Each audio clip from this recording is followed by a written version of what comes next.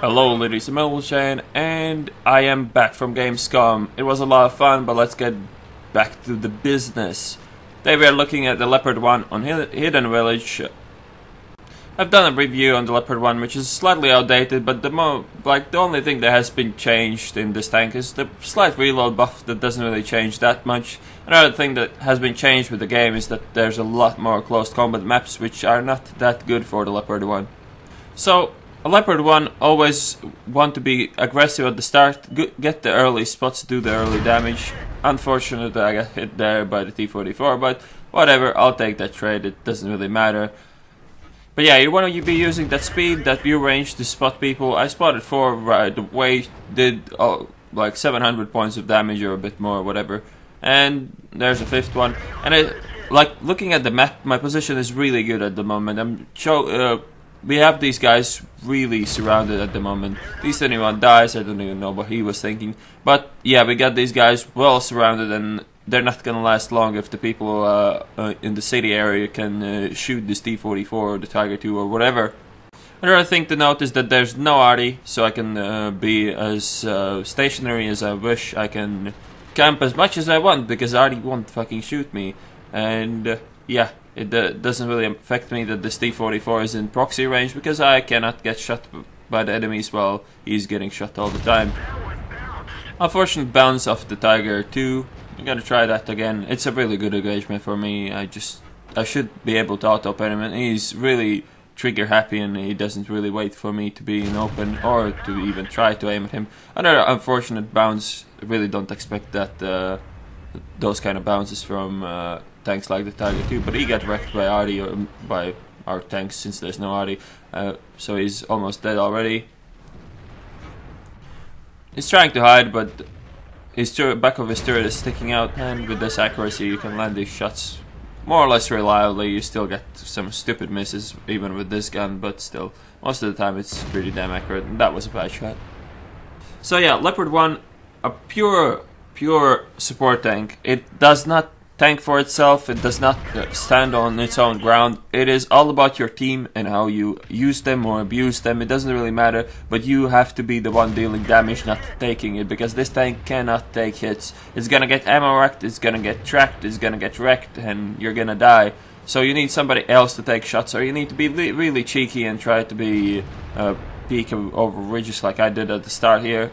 But yeah, you do not want to be on the front lines, you do not want to trade shots with this at all. The reload is good, but even against other tier 10 mediums, this cannot stand its own ground just because it has absolutely no armor and it's made out of ammo racks.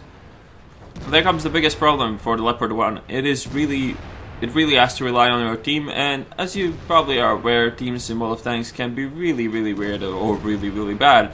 That's a lot of it, and I don't even know where that shot went. Whatever, he's not aiming at me, so I can plant one right into his upper plate. Should not matter with this gun and this penetration. Now he's trying to run away, but we all know it's never gonna happen, and he dies before even I get here. But now he's providing some really good cover for the enemy team, which is rather annoying since my tank is not good for taking advantage of cover like a dead lob, because I can't even see over it. So this is a bit out of my comfort zone. Being close range, fighting against 57 heavies and caravans, I mean, it's not horrible, but as long as I don't get shot I can do this. But when I start to trade shots, it's gonna be super ineffective, especially against the T-57 heavy. And if I cannot pen the caravan's turret, then it's just not gonna be worth it at all. One thing you have to realize when you drive a Leopard 1, you're not forced to do anything in this tank. You can leave whenever you want, and you can relocate so quickly, and you should use the ability to relocate whatever you need to. You shouldn't be too stubborn about your position, and you should always try to look for better opportunities. I realize now, well, this is fucked. I don't want to trade with the Caravan or the 57 Heavy, so I'm just gonna fuck off, and there's nothing they can do about it. They're never gonna go after me, but yeah, I'll see them at the end of the game probably. We'll need to figure out what's happening on the other flank before I get in. It's usually another mistake people make when they relocate to another flank, then are not aware of the threats that are facing them, and they make a lot of mistakes, and they tend to die quite quickly after relocating. So first of all, be cautious when you relocate to a position where you didn't really pay much attention to what's happening. Actually, a mini-map helps with that a lot, but still, try to pay as much attention as you can. Try to play quite passive once you arrive in this kind of position. Obviously, I'll have to try to save that Centurion, and it seems that the object has given up anyways.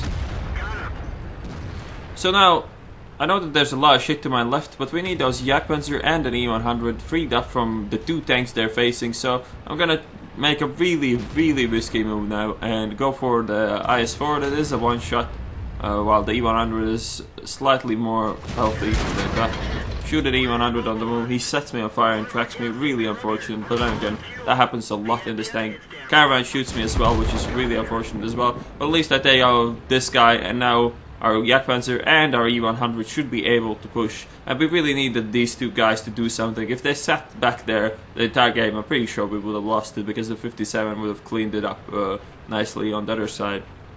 And again, with this speed I can be back in position in no time at all, and surprise some of my enemies with the fast relocation, and that's what I'll try to do now. So first target looks to be the IS-3, and I'm gonna go for that as well. He's not really paying attention to me, so I don't see him as a big threat. He has the stock gun, and look at that snapshot by him. He actually hit that and bounced off. That is ridiculous. It would be so unlucky for me if he actually penned me and killed me there. And Caravan, he just gets unlucky with his accuracy, but then again, he couldn't have killed me with that shot, so I didn't really bother to get away. I was fine with taking that trade, because more or less I'm a one-shot for everything but that Caravan, so it doesn't really matter if I'm gonna become a one-shot for him or not. So I went for a trade, and it doesn't really matter. If I took that damage, it would not have changed shit, and I didn't, so I guess I could kind of feel happy, but as I said, it doesn't change shit. Again, using speed and the mobility to relocate for the fuck knows which time in this game, and let's try to surprise my enemies from this side, and hopefully they're not expecting this. The 268 was a bad engagement for me, because he was staring straight at me, and engaging that would be just plain stupid. So now the biggest threat obviously is the 57 Heavy. He can clip me, he can clip the Waffle, he can clip some other people as well. I'm kind of have a feeling that he's to my left. Caravan gets spotted. No sign of the 57 Heavy, and there he is behind me, so my hunch was wrong, but it doesn't really matter. Now I can put one shot into him, which I do, and we'll see which way he's looking. And he's turning towards me, he wants to pick up another kill, but I'm not gonna give it to him, so again, let's wait till some meat shields arrive, take some hits so I can do the damage, which is how you tend to play this tank quite a lot. Like, you can make your bold moves, but it's not a batshot, it's not gonna survive on its own for too long. You have to be cautious in this, you have to try to outposition your enemies whenever it's possible, because this tank cannot clip everything like the batshot can, so you have to try to avoid that as much as you can. So the 57 clips the E100, and how did that not penetrate? I don't even know. 200, almost 60 penetration, and a bounce off the side of his tank. That is just ridiculous. But nonetheless, I pick up the kill and a GG.